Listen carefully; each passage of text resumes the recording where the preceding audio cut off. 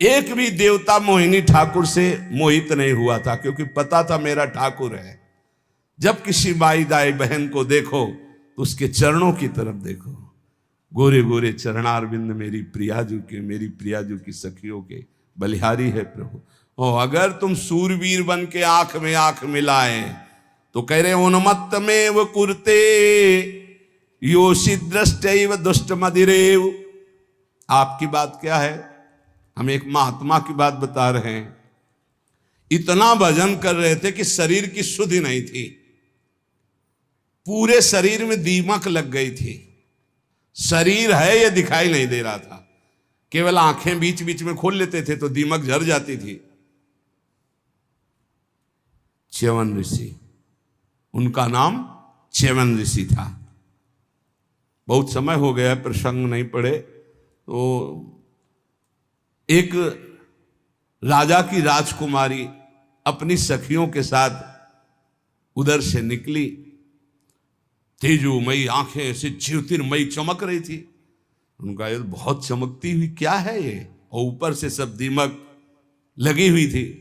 तो ऐसे एक कांटा टाइप लिया ऐसे तिनका, और ऐसे ऐसे मारा तो उनसे रक्त निकलने लगा। और वो तो कांप गई कि रक्त कैसे निकला। अब सबके मलमूत्र बंद कर दिए, पूरे राजा से लेकर जितना परिकर, जितनी सेना, सबके। च्यवन ऋषि ने हाहाकार मच गया। तो उनमें कुछ विद्वान लोग भी साथ थे। उन्होंने कहा किसी ब्रह्म ऋषि का अपराध है, ढूंढा गया अपराधी कौन है, यहां वन में किसी ऋषि का अपराध। तो राजकुमारी ने कहा कि अगर कोई ऐसी बात है तो मेरे द्वारा अपराध शायद बना है।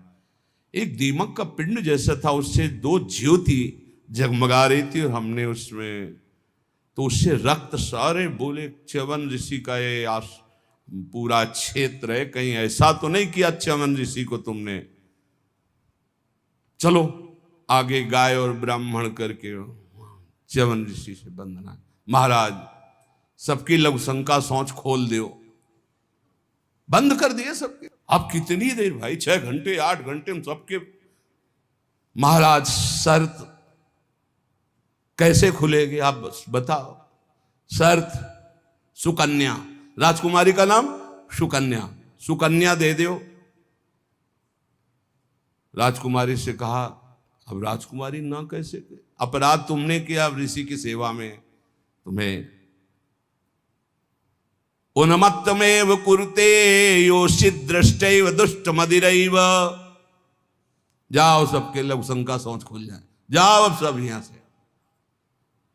वो तपस्या के द्वारा महल वैभव और अपना स्वरूप प्रकाशित किया जो देवराजेंद्र के पास भी नहीं। तपस्या का प्रयोग कहां होने लगा, कहां गया तपस्या का? माया में। ऐसे ही महाराज हमारे पड़ोसी सौभरी जी महाराज, सिवार लग गई थी शरीर में और यमुना जी में समाधि। मछली को देखा खेलते हुए, मैथुन करते हुए, देख लो मोबाइल देखने वालों। जब मैथुन मछली का देखा तो महाराज को लगा कि है कोई सुख। बताओ, अभी तक जल में हजारों वर्ष समाधि लगाने वाले महात्मा ब्रह्म सुख का वो अनुभव और मछली के मैथुन सुख को देखकर सोचा अब तो इस सुख का अनुभव करेंगे। तो अब सामर्थ्यशाली महात्मा कहां जाए, तो छोटे मोटे घर गृहस्थी के पास थोड़ी गए, चक्रवर्ती सम्राट राजाधिराज मानधाता के पास। दुर्गंध आ रही थी मछली किसी शरीर से, सिवार पानी के अंदर की, हड्डी हड्डी थी, गाल चपके हुए, आंखें तेजोमयी, देख के डर जाए आदमी। महाराज तो मानधाता बहुत बड़े प्रतापी राजा हुए हैं। महाराज आज्ञा कीजिए। बोले विवाह करना चाहता हूं। बोले आदेश कीजिए, किससे कराए? बोले आपकी राजकुमारी से। 50 कन्या थी। घबरा गए कि ऐसे महात्मा के लिए अगर राजकुमारी समर्पित कर दी तो मतलब राजकुमारी का जीवन क्या होगा, महलों में पल। तो उन्होंने कहा महाराज जो तुम्हें राजकुमारी पसंद हो पसंद कर ले आप उसे, क्योंकि जानते थे ना बोले कि साप तो साप कौन भोगे, इनको पसंद ही कौन करेगा। बोले महाराज जो तुम्हें पसंद कर ले। तो समझ गए शौभरी जी, तपस्या के द्वारा ऐसा रूप बनाया। मंत्री ने जाके कहा महाराज शौभरी पधार रहे हैं, जो राजकुमारी पसंद करना चाहे पसंद कर ले। जे पधारे तो खुशबू से पूरा महल भर गया, तेजो रूप। 50 ने कहा हम वरण करेंगे। बोले चलो। मानधाता से कहा 50 पुत्रियां तुम्हारी तय। मानधाता के सामने शौभरी ऋषि और उनके सामने दिव्य रूप। मानधाता ने कहा रहेंगी कहां। बोले कल आ जाना यमुना किनारे। ऐसे अमरावती नगर से भी श्रेष्ठ पुरी की रचना की। सेवक हाथी घोड़ा रत्न वैभव सब। फिर 50 से 500 हो गए धीरे धीरे। तो जब बैठे थे वो अगल बगल छोरी छोरा खेल रहे थे, तब उनको ध्यान आया इन्हीं से बचने के लिए तो यमुना में समाधि लेते थे। तब उन्होंने एक श्लोक गायन किया, संगम त्यजेत मिथुन व्रतिनाम मुमुक्षु सर्वात्मना न विसजेत बहिरेन्द्रियाणि एकश्चरण रहश्चित्त मनंत से युंजीत तद व्रतिषु साधिषु चेत प्रसंग। ऐ मोक्ष धर्मावलंबी साधु, कभी किसी जीव को मैथुन करते हुए मत देख लेना न, जिसे हमारी दुर्गति हुई तुम्हारी पक्की हो जाएगी। मोबाइल वाले, क्योंकि ऐसे थोड़े जल्दी सहसा दृष्टि नहीं जाएगी, पर मोबाइल में एकांत में चली जाएगी, सिटकिनी बंद। बोले क्या। बोले हमारा एकांत भजन का समय है। अब सर्च करके जो देख रहे हैं तो वो तुम्हारा सर्वनाश कर देगा। मछली की क्रीड़ा से मेरी ये दुर्गति हो गई।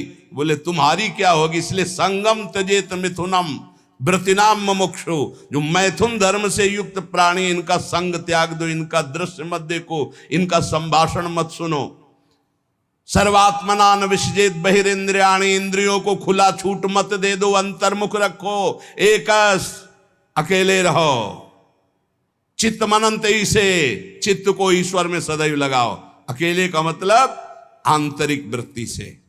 गुफा में भी प्रपंची बहुत समाज में ही रहता है, और प्रपंच में रहता हुआ साधक भी अकेला रहता है। सदैव चित्त को अपने इष्ट में लगाते रहो, किसी का संग न करो, और संग करो तो किनका, तद व्रतेषु, जो भगवत व्रत धारण करने वाले साधु जन हैं, भक्त जन हैं, उनके बीच में रहो। ये बाढ़ है, इस बाढ़ के अंदर बच जाओगे।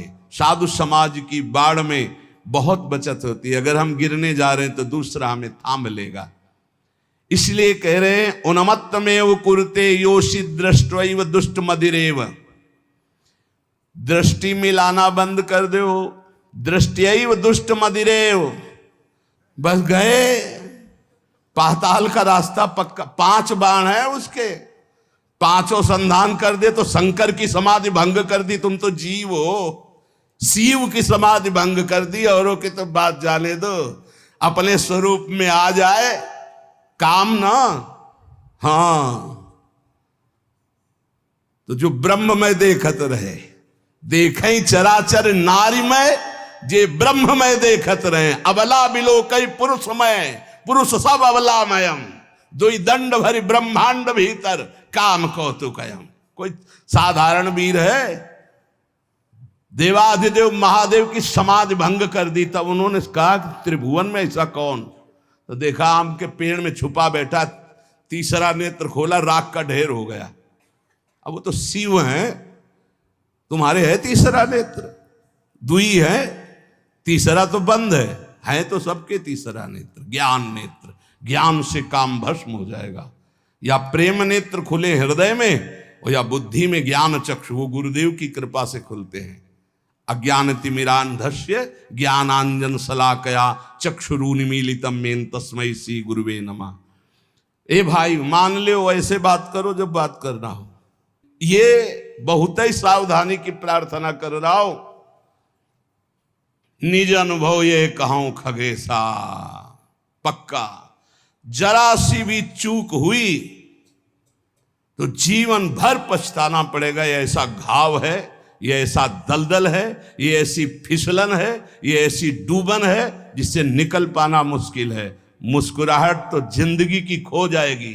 जो आनंद की मुस्कुराहट के लिए निकले हो, नष्ट हो जाओगे। इसलिए इसे सौभाग्य मत समझना कि बड़े भाग मानुष तन पावा, और मिल गया सौभाग्य। ऐसे सिखाता है मन। जिंदगी हो गई, सुख नहीं मिला, हे प्रभु तुम कहाँ हो, ये तो ढूंढते ढूंढते थक गया, लेकिन अब सुख मिला है। माया बहा ले जाएगी। आओ प्यारे, इधर आओ, कहाँ हमारे पाले में आओ, कहाँ निकले जा रहे हो हरि की तरफ, इधर आओ। अम्मा अब तो हरि की तरफ जाने दो। अच्छा तो जाओ। अम्मा जननी सम जानही पर नारी। जाओ जाओ जाओ। अम्मा तो बच गए, और अम्मा के सिवा और कुछ देखा तो मारे जाओगे। सब में मात्र भाव, जैसे अपनी सगी अम्मा को ऐसे देखो चरणों की तरफ। अतिवन सती रसक्या हा वृंदारण्य किन्न में भविता। वृंदावन वास करना इसीलिए बहुत कठिन है, ऐसा आदेश करता है। आप विचार करके देखो, भगवान श्री राम जी को आदेश हुआ, तापस वेश विशेष उदासी 14 वर्ष राम वनवासी। भगवान नंगे पैर सारी, लेकिन कैसी मर्यादा से सिया जी को जहां नाव पे चढ़ाना है तो सिय चढ़ाई चढ़े रघुराई। आगे जानकी जी हर व्यवस्था, हर सोच, थोड़ी सी चूक जानकी जी की तरफ से लीला विस्तार के लिए लक्ष्मण जी को उपस्थित वचन दिला के गए थे कि एक क्षण के लिए जनक नंदिनी को अकेला मत छोड़ना, पर जानकी जी ने जाओ। राम जी संकट में, दोनों का काल के भी महाकाल का संकट कौन, माता आप ऐसे वचन मत बोलो। तो उनका आप मुझे समझ में आ रहा है भगवान कोई लीला करना, ऐसे रेखा खींची और कहा मां इस रेखा को क्रॉस मत करना, इस रेखा को किसी की सामर्थ्य नहीं त्रिभुवन में कि क्रॉस करके आपको छू ले। लेकिन लक्ष्मण रेखा को पार हर समय। तो आप इन बातों पर ध्यान दीजिए। रामचरितमानस की कैसी पोशाक होनी चाहिए, कैसी व्यवस्था होनी चाहिए, कैसी चाल ढाल होनी चाहिए, हमारा जीवन कैसे मंगलमय हो सकता है। उस पवित्रता का ही प्रभाव था कि इतना त्रिभुवन को भयभीत कर देने वाला रावण जानकी जी के सामने नेत्र नहीं मिला सकता था, और अशोक वाटिका में जाके रखा, बार बार मनाता रहा। और जब उठाया था तो ऐसे नहीं उठाया था, सीता चरण बंदी सुख माना। हे जगत जननी, मैं जानता हूं यद्यपि मैं जो कृत्य कर रहा हूं अपने विनाश के लिए, अपने मंगल के लिए कर रहा हूं, पर मैं जानता हूं कि आप कौन हैं, इसलिए मेरा प्रणाम स्वीकार करें। और जब तक आप लंका नहीं पहुंचती तब तक हम असुरों का उद्धार होगा ही नहीं, इसलिए हम अपने उद्धार के लिए आपको ले जा रहे हैं। और ले जाकर के अशोक वाटिका में रखा था, ना कि जहां महल में और रानियां थी वहां भी रख सकता था, लेकिन नहीं, शुद्ध अशोक वाटिका में। और राक्षसियों का पहरा, और त्रिजटा जी को जानता था, वो कोई साधारण नहीं था। जिस समय खर और दूषण मारे गए, सूचना पहुंची खर दूषण मारे गए। अच्छा, खर दूषण मूषम बलवंता मार सके को बिनु भगवंता। बिना भगवान के इनको कोई नहीं। भगवान आए तो भजन न होए तामस देहा। मैं राक्षसी स्वभाव का, तामसिक वृत्ति का हूं, भजन तो होगा नहीं। अब कैसे इनसे, अब इनसे मन वचन कर्म से बैर करूंगा, और बैर के द्वारा परम पद प्राप्त। और ऐसा दृढ़ निश्चयी कि जब गर्दन अंतिम में कटी तो कहा राम रन हतो पचारी। श्रद्धा से नहीं, बैर से पुकारा, कहा राम रन हतो पचारी। जिस समय जनकपुर में यज्ञ हो रही थी, धनुष यज्ञ, सब पहुंचे थे, ये भी पहुंचा, बाणासुर भी आए हुए थे। कुछ मांगलिक गुरु चर्चा हुई, क्योंकि दोनों के गुरु एक ही हैं, भगवान शिव। कहा आप भी तो धनुष उठाने आए? बोले नहीं, इस धनुष उठाने में कौन सी बात है, जब 20 बार कैलाश सहित भगवान शिव और पार्वती को उठा लिया तो उनका ये धनुष है। मैं धनुष उठाने नहीं आया, मैं धनुष उठाने वाले को निमंत्रण देने आया हूं। बोले कौन है यहां धनुष उठाने वाला? बोले पहले भगवान श्री राम जब विश्वामित्र जी के साथ पधारे तो रावण ने दृष्टि मिलाई और कहा कि ये नेह निमंत्रण नहीं दे रहा हूं, ये बैर निमंत्रण दे रहा हूं। ये धनुष आप ही भंग करेंगे, सीता जी आपको ही मिलेंगे, लेकिन मैं सीता का अपहरण करूंगा और तुम्हें रुलाऊंगा, और तुमको ये जो टांगे हुए सारंग धनुष, इसी से निकले हुए बाणों से संपूर्ण लंका का उद्धार करना होगा। मैं यही कहने आया हूं। भगवान श्री राम से मानो इशारे में बात की और आरती की अजगों की, और जनक से कहा इसका भंजन तो दूर रहा, इसको उठाऊंगा भी नहीं, ये मेरे गुरु का धनुष है। प्रणाम करके परिक्रमा करके दोनों चले गए थे। ये अतिरथी वीर बाणासुर और महान पराक्रमी रावण ये ऐसे उठाए भी नहीं थे। ऐसा नहीं कि उठाने की चेष्टा की, नहीं, ऐसा नहीं, वंदना की, परिक्रमा की और चले गए थे। और भगवान राम को कहा था तुम्हें निमंत्रण देता हूं, आकर पूरी लंका का उद्धार आपको करना है, इसलिए सीता जी से ब्याह तो आप करो और वास मेरे यहां करेंगे, क्योंकि इन्हीं के चरणों के प्रताप से ऐसी अपावन लंका पावन होगी। उन्मत्त में वो कुरते योषित दृष्टि दुष्ट मदेरे, जो हमारा शास्त्र कहता है उसको ध्यान दो। कभी किसी भी माता बहन से बात करनी हो तो चरणों में देखो, भगवान तो सर्वत्र विराजमान है। जिस समय भगवान ब्रह्मा जी ने सृष्टि रचना प्रारंभ की तो सनक सनंदन सनातन सनत कुमार प्रकट हुए, उनसे कहा सृष्टि रचो, बोले शब्द ही नहीं, ये शब्द ही नहीं, हमारी सृष्टि में ही नहीं, हमारे चिंतन में ही नहीं, हर समय समाधिस्थ हरिशरणम। फिर और ऋषि प्रकट किए, सब अपने स्वरूप में स्थित। तब फिर अपने शरीर के दो भाग किए, एक में महाराज मनु और एक में शतरूपा। फिर ये परस्पर ऐसा आकर्षण प्रकट हुआ जिससे सृष्टि वर्धन, नहीं, सब ब्रह्म स्वरूप, सब भजनानंदी, भजन में ही डूबने के लिए। तब ब्रह्मा जी ने अपने शरीर के दो भाग के, वामांग से शतरूपा और दाहिनी भाग से महाराज मनु, और यहां से फिर ये मैथुन सृष्टि प्रकट हुई। जिसे भगवत मार्ग में, चाहे वो गृहस्थ हो या विरक्त, गृहस्थ है जिससे पाणी ग्रहण मात्र किया है उससे, विरक्त है तो संपूर्ण चराचर जगत में अपने इष्ट का भाव रखते हुए चलना है। नहीं तो अति दुर्वारा इंद्री वैरिण आमर्दयंती सततम माम। देखो, जब अच्छा साधक कहीं गड़बड़ हो जाता है तो